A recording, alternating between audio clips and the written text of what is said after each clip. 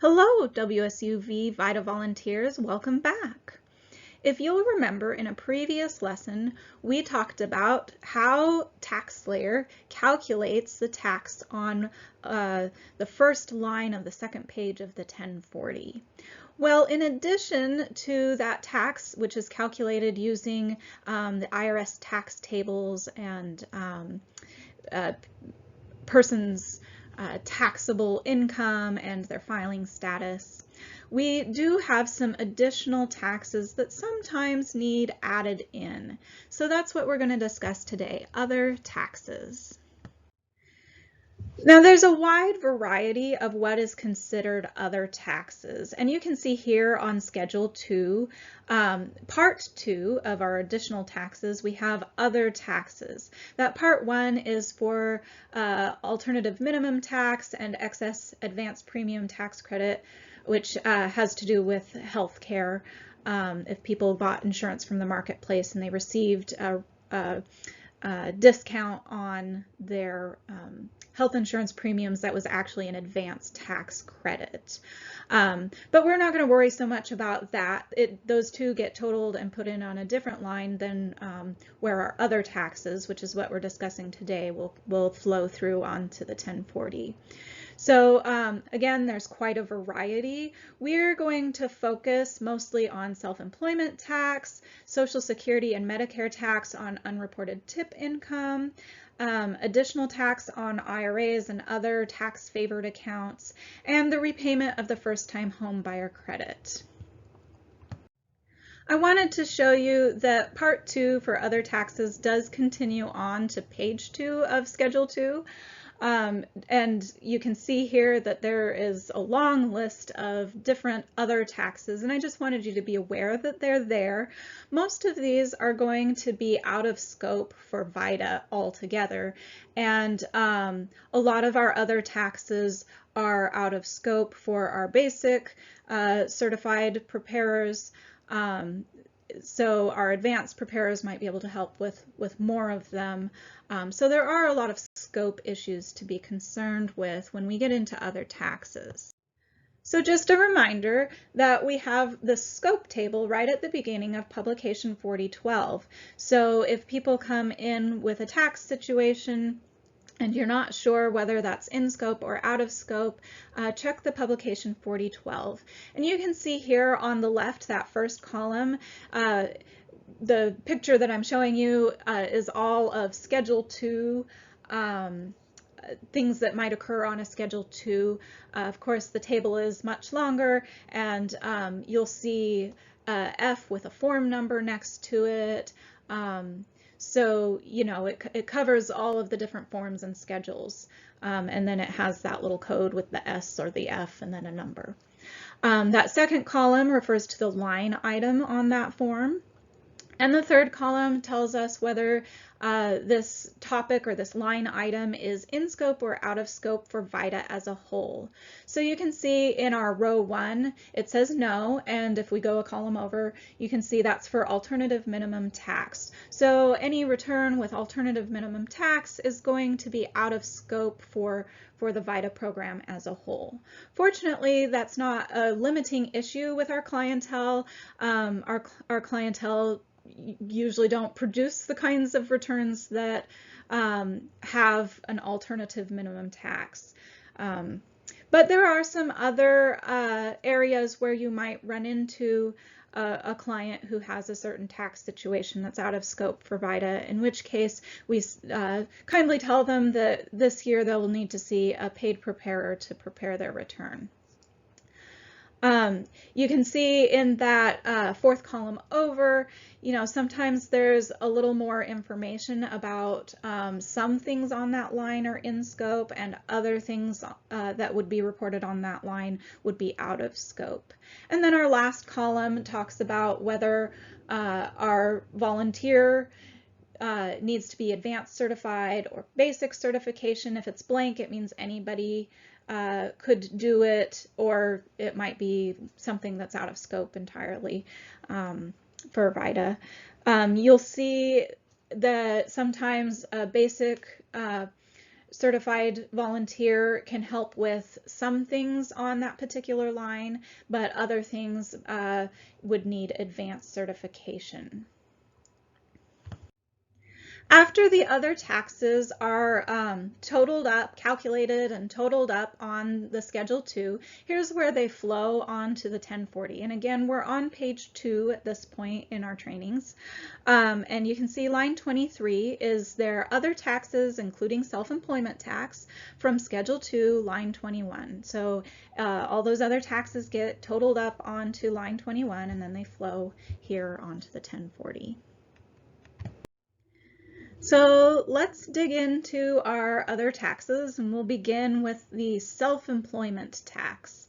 And what this really is just Social Security and Medicare that was not taken out through an employer. So this is our people who are sole proprietors. They're filing a Schedule C. They're going to need to pay these taxes if they had $400 or more of self-employment income during the year.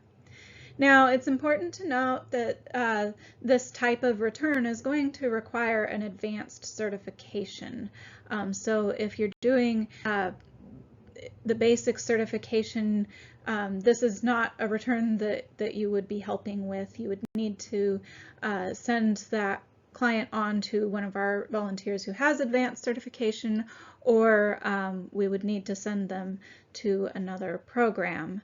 I do think that we are more likely in this last year to see this kind of client, just because things like driving for Uber or Postmates, which a lot of people took up during the pandemic, does require this Schedule C. And so we're going to find clients who weren't realizing that essentially what they were doing was starting a business. So it's something that can come up in the tax return process, just making sure, did you, take on any kind of outside work? Did you, do any driving? Did you do any deliveries? And the self-employment, it gets calculated out on the Schedule SE, and then that flows onto the Schedule C. There's also an adjustment for half of the self-employment taxes. So that's another portion of this this tax situation.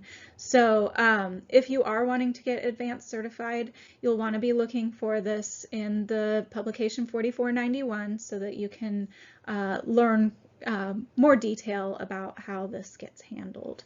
But this just kind of gives us an overview of what to look for.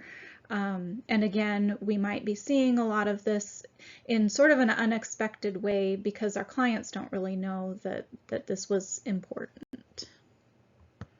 Unreported tip income is our next other tax, and like self-employment tax, it's collecting Social Security and Medicare taxes that weren't collected through an employer.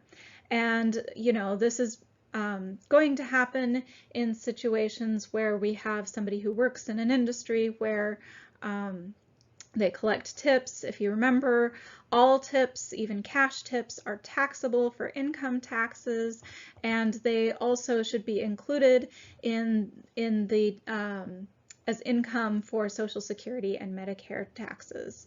Where we're going to see this, if you remember way back when we discussed wages and the W-2, there's this box 8 for allocated tips, and certain employers are required to estimate the amount of tips that a certain type of employee should have gotten, and if that employee reported less than that to their employer, then this employer is required to put an amount in allocated tips.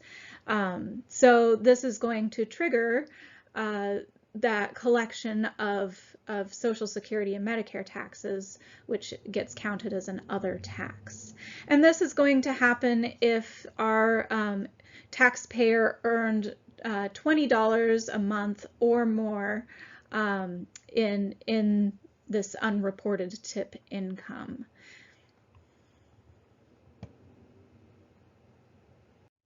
Our last two other taxes both required advanced certification.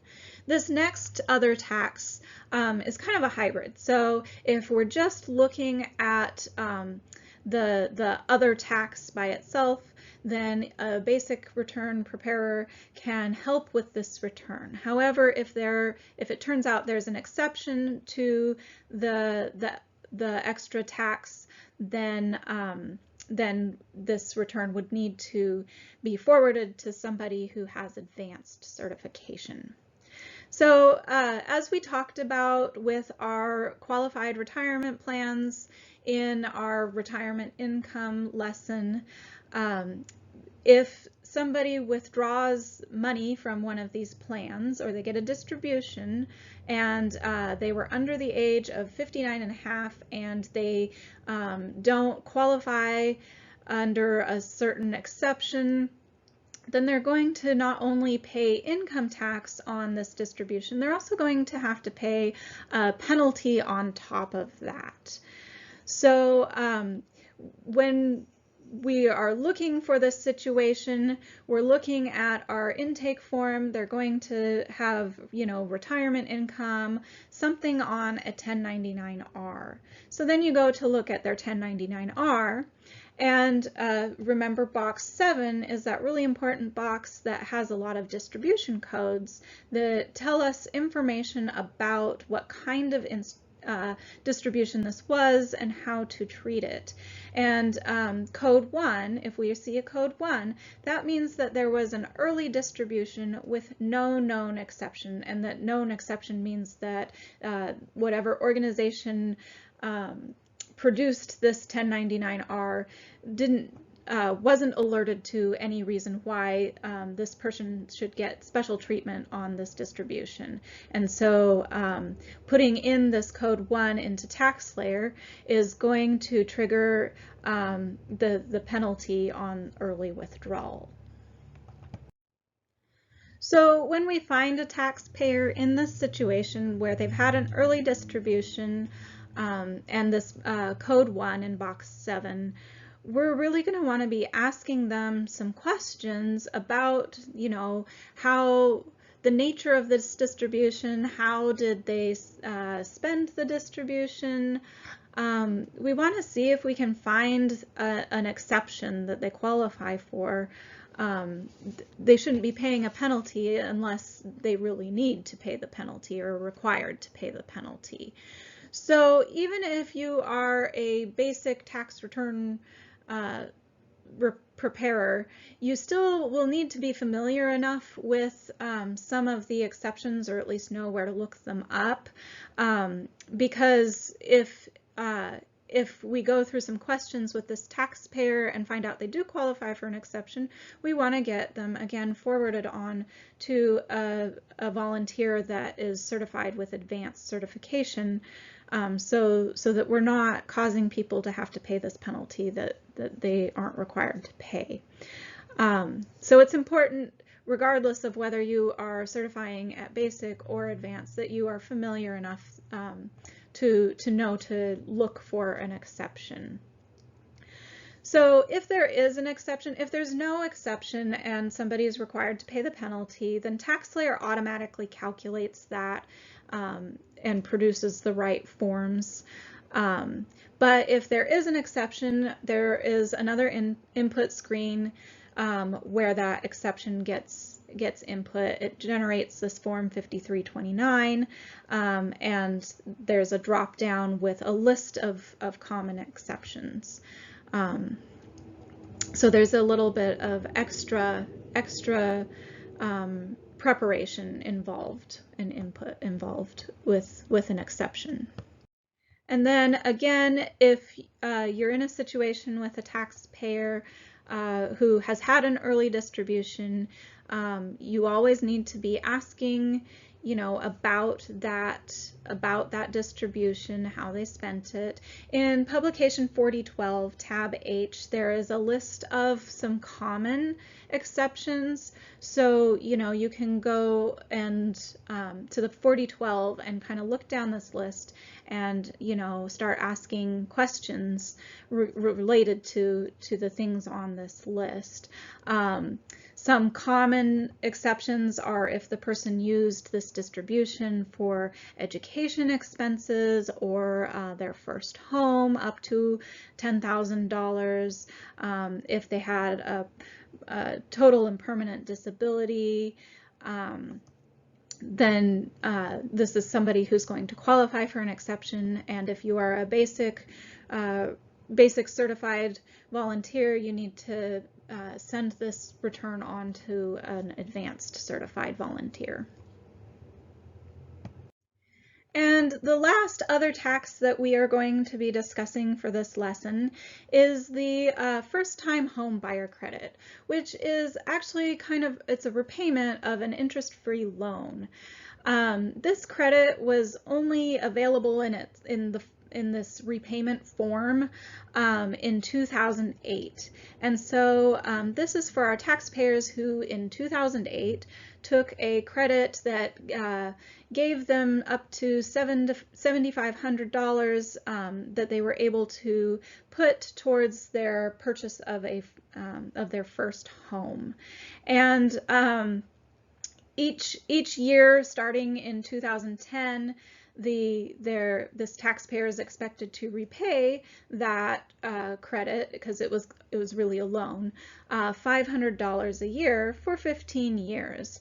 So our taxpayers who are in this situation, they've been paying for every year for a while, so it's likely that they are going to recognize that they are in this situation, but sometimes people might forget in the shuffle of all the other paperwork. And then it's important to note too that if there was a change in the use of the home that they got this credit for, it's going to accelerate the repayment. So whatever's left for them to repay, they would need to pay it all. So that, this is for people who sold the home, or if it's no longer their primary residence and now they're using it as a rental, that would also cause them to need to repay the loan in full. And our intake form has a question specifically about this, that if our taxpayer received their first-time home buyer's credit in 2008, to help, again, cue them to remember that this was something that occurred and that's something that's going to need to end up on their return. And when somebody has taken this credit, there is a special form to calculate the repayment amount and report the repayment amount so that it ends up in the other taxes on the return. And that's Form 5405. And in TaxSlayer, there is the menu for other taxes. You'll go in there and there will be a selection for Form 5405, the repayment of the first-time home buyer credit. So you'll want to make sure to be entering that information into the return.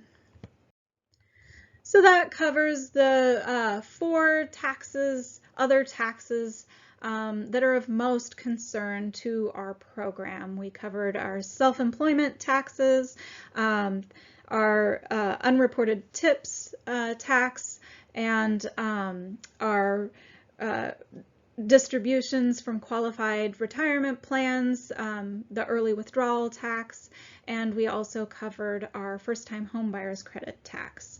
So you're ready to head on over to Lincoln Learn and answer the skills check questions. There's just 3 of them. There's not any new information for any of our practice TaxSlayer problems on this. TaxSlayer does really a lot of the calculations on these other taxes. There are a few of them, like we talked about the first-time homebuyer credit that's going to need some entry, and we also talked about if there's an exception to the penalty on the early withdrawal from a qualified retirement plan, that would need an extra entry on the return. But other than that, TaxSlayer does a lot of the heavy lifting for us again. Again, publication 4012 has, a lot of information. It has information about where to put things in TaxSlayer. So, if you get into the field and you can't remember where something should go, look it up in the 4012. Publication 4491 is where the information from this lesson comes from.